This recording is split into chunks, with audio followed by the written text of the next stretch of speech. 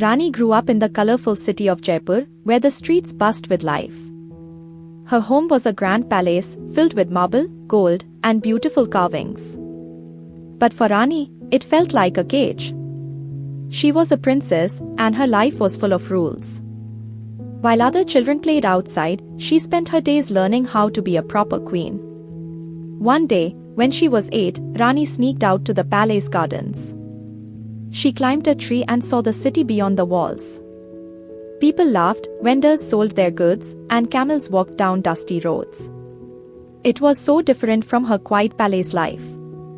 When she returned, her father, the Maharaja, was waiting. "Rani," he said, "a princess doesn't wander like a commoner." "But why, father?" she asked.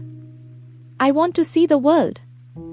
"Because the world outside is not safe for you," he replied. "You are a jewel of this kingdom, and jewels are kept safe in treasure boxes." Rani didn't like his answer. That moment marked the beginning of her quiet rebellion, a seed of defiance that would grow as she did. Years passed, and Rani blossomed into a young woman. Her days in the palace remained unchanged, but her longing for freedom only deepened. She found solace in books, devouring stories of distant lands and daring explorers. The sea, in particular, captivated her imagination. She would stare at the illustrations of ships and waves, wondering what it would feel like to stand on a deck, the salty wind in her hair. One afternoon, while standing on her balcony, she spotted the Jaldhara for the first time. It was magnificent, with white sails and a shining hull. Rani knew she had to be on it. It was unlike anything she had ever seen. It seemed to slice through the water with purpose, a stark contrast to her stagnant life. That night, as the palace lanterns flickered, Rani resolved to speak to her father. The next morning, the Maharaja was in his throne room when Rani entered. He was surrounded by scrolls and maps, his face lined with the burden of kingship. "Father," she began hesitantly, standing just inside the doorway. He looked up, his expression softening. "Rani, my child, what brings you here at this hour?" She stepped closer, her hands clasped tightly. "I have a request. I wish to sail on the Jaldhara." His brows furrowed. "The Jaldhara? That ship belongs to traders and travelers. What business does a princess have on such a vessel?" "I've spent my entire life within these walls," she said, her voice trembling but firm. "I long to see the world, to experience life beyond this palace. Please, father, let me go."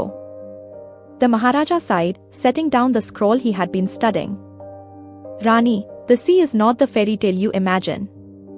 It is unpredictable and dangerous. You have everything you need here, comfort, safety, and purpose." "But I don't feel alive here," she said, her voice breaking. "I feel like a bird in a cage. Please, father, just this once." He rose from his seat, towering over her. "Rani, I have always granted your wishes, but this I cannot allow. You are the future of this kingdom. Your life is too precious to risk." Her eyes filled with tears. "Father, if you truly love me, you will let me live my life." "Enough," he thundered. "Ask for jewels, land, anything, but not this." She fled the room, her heart shattered. Rani locked herself in her chambers, refusing food and company. Her vibrant spirit dimmed, and the palace seemed colder in her absence. Servants whispered of her despair, and the Maharaja grew increasingly troubled. He sent her gifts, hoping to ease her pain, but they went untouched. One evening, unable to bear her silence any longer, he stood outside her door. "Rani," he called softly. "I have always sought to protect you, but perhaps I have been wrong. If this journey will bring you happiness, then I will not stand in your way." The door creaked open, revealing a frail but determined Rani. "Thank you, father," she whispered. "I will return, I promise." The day Rani left the palace was one of mixed emotions. She stood at the gates, her travel trunk packed with simple clothes, far removed from her usual silks and jewels. Her father stood beside her, his expression torn between pride and fear. "Rani," the Maharaja said softly, placing a protective hand on her shoulder. "Remember, the world beyond these walls is unpredictable. Be wise and stay safe." "I will, Father," Rani replied, her voice steady.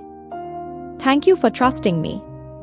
As the royal carriage made its way to the port city of Surat, Rani felt the thrill of freedom mixed with the pang of leaving behind all she had ever known. Surat's port was alive with activity. Merchants called out their wares, sailors barked orders, and the scent of salt and spices mingled in the air. Rani's eyes widened as she spotted the Jaldhara, towering over the smaller vessels docked nearby. Its white sails billowed in the wind, and its deck bustled with passengers and crew. For the first time, she felt like just another face in the crowd, no longer the sheltered daughter of a king. She wandered the deck, absorbing every detail, when she noticed a young man sketching by the railing. His messy hair and paint-streaked hands gave him an air of quiet confidence. "Enjoying the view, princess?" he asked without looking up, a playful smirk on his lips. She blinked, startled. "How did you know I'm a princess?" He finally looked at her, his dark eyes twinkling. "You have the air of someone who's never had to fight for a meal. And that necklace, it's probably worth more than this ship." She laughed, despite herself. "And who are you, then?" "Sherlock." "No, just an artist," he replied, extending a hand. "From Calcutta." "First time on a ship?" he asked, studying her face intently. "Yes," she admitted, feeling oddly self-conscious under his gaze. "Well, you'll want to hold on to something when we set sail. Unless you enjoy losing your balance. Do you offer advice to every passenger, or just the ones who look lost?" she shot back, tilting her chin defiantly. He laughed, a rich, easy sound. "Only the interesting ones. I'm Arjun, by the way." "And you are?" "Rani," she said, extending her hand. "Rani," he repeated, as if testing how the name felt. "Welcome to the Jaldhara." As the ship sailed into the open sea, Rani found herself captivated by its world. The deck was a hive of activity, musicians playing lively tunes, sailors sharing tales of distant lands, and merchants haggling over goods. One evening, as the sun dipped below the horizon, painting the sky in hues of orange and pink, Rani found Arjun sketching by the railing. "May I?" she asked, motioning to the spot beside him. "Of course," he said, sliding over. She glanced at his sketchpad, which was filled with intricate drawings of the ship and its passengers. "You are talented," she said sincerely. "Thank you," he replied. "Art is how I make sense of the world."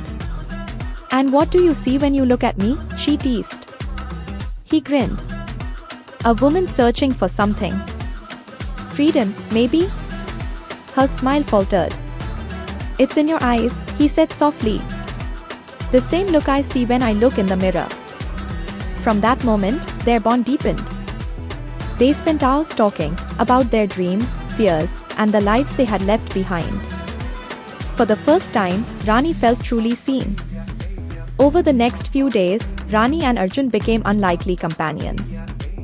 He showed her how to sketch the horizon and introduced her to the stories of the sailors, each as colorful as the ocean itself. In return, Rani shared tales of her palace life. One evening, as the sun dipped below the waves, they sat side by side on the deck. The sky was ablaze with hues of orange and pink, and the sea mirrored its beauty. "You know," Arjun said, breaking the silence, "most people would kill for a life like yours. A palace, servants, endless luxuries. Why give it up?" Rani thought for a moment, her gaze fixed on the horizon. "Because it's not alive, it's a cage. I want to see the world, to feel the wind on my face, to live." Arjun nodded, a hint of admiration in his eyes. "You are braver than most people I know." The days at sea passed in a blur of new experiences. Rani learned the names of constellations, tasted food she'd never seen before, and even helped the crew hoist the sails. For the first time in her life, she felt truly alive.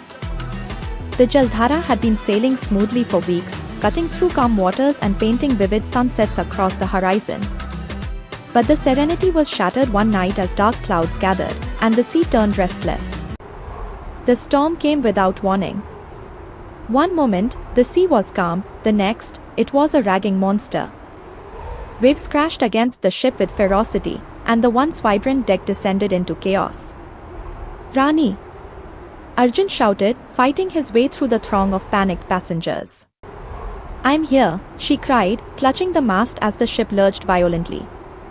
He reached her just as a massive wave swept across the deck, knocking them both to the floor. "We have to get to higher ground," he yelled, pulling her to her feet. The rain lashed against them as they stumbled toward the staircase. But before they could reach it, the ship tilted sharply, and a wooden beam came crashing down, separating them. "Arjun!" Rani screamed, her voice drowned out by the storm. "Hold on, Rani," he shouted, his figure disappearing into the chaos. Another wave struck, and Rani was thrown into the churning sea. She clung desperately to a piece of debris, her heart pounding with fear and adrenaline. When Rani awoke, she was on a rescue vessel.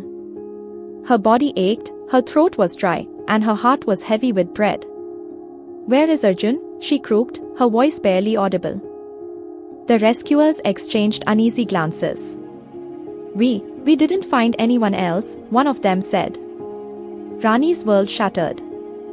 The year after the storm was the darkest of Rani's life.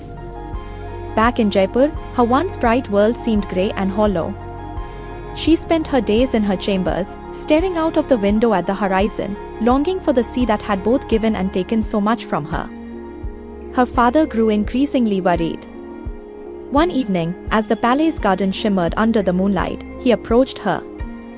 "Rani," he said softly, sitting beside her on the stone bench.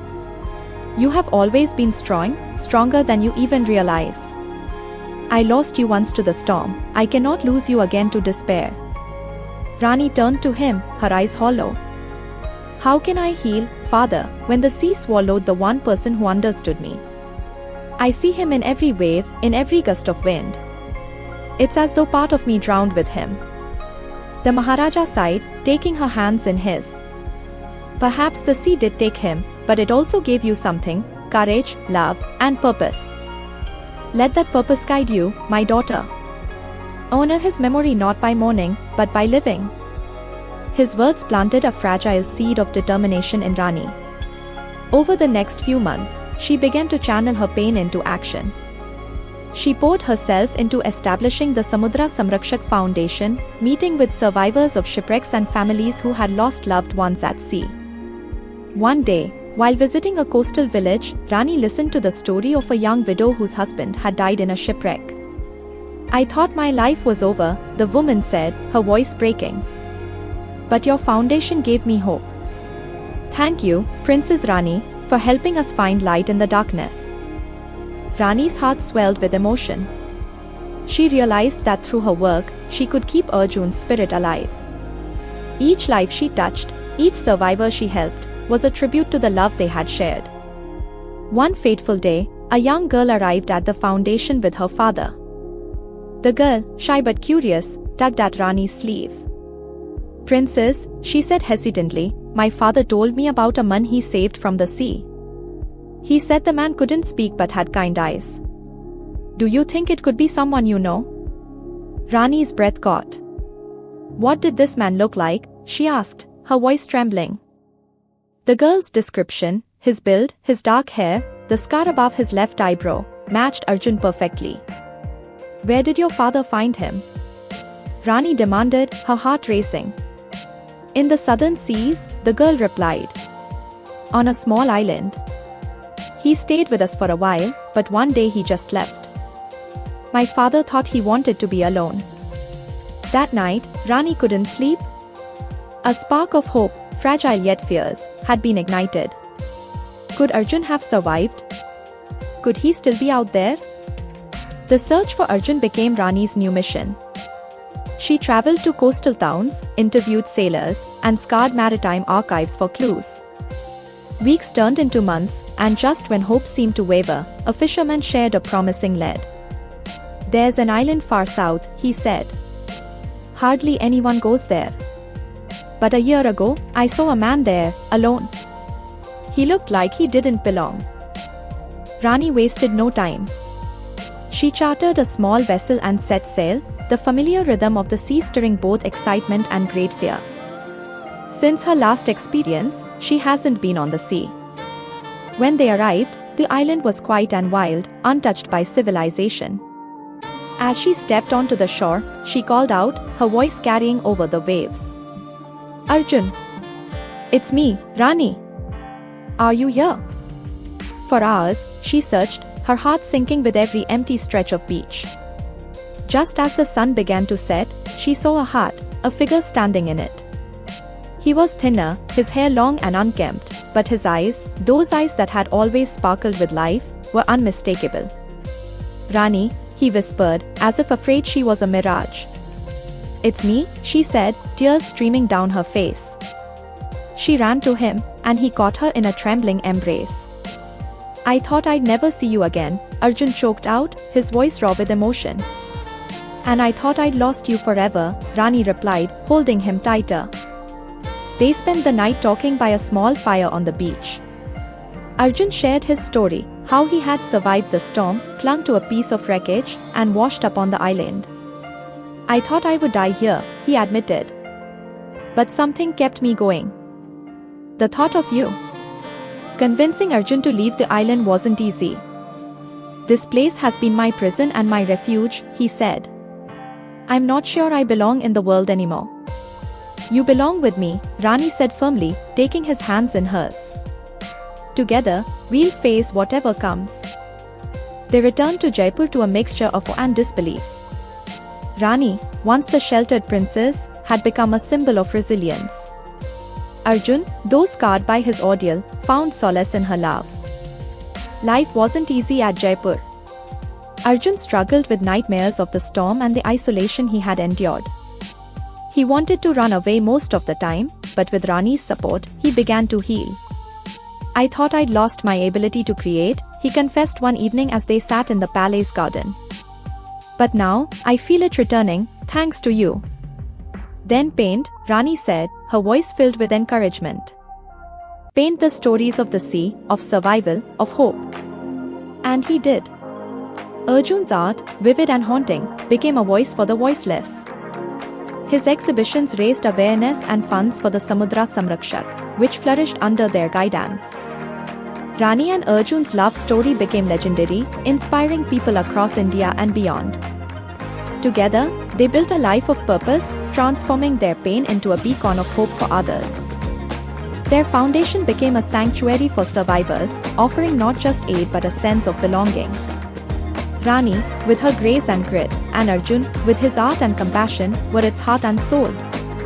Years later, as they stood together on the shores of Jaipur, watching the sun dip below the horizon, Arjun took Rani's hand. We've come a long way, he said, his voice filled with gratitude. We have, Rani agreed, leaning her head on his shoulder. And I wouldn't change a single moment, okay maybe the part where I lost you, they both laughed. As the waves lapped at their feet, they stood as living proof that the sea, with all its fury and grace, could shape not only destinies but also hearts. Their legacy wasn't just the foundation they had built or the lives they had saved, it was the reminder that even in the darkest storms, there is always a horizon waiting to be reached.